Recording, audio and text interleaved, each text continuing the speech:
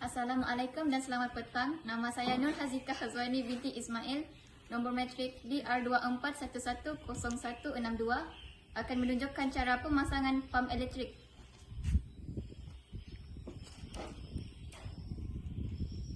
Ini adalah bearing, rotor, shaft, and bracket dan impeller. Masukkan ia pada bahagian kiri pam motor elektrik yang ada coil wire sehingga rapat.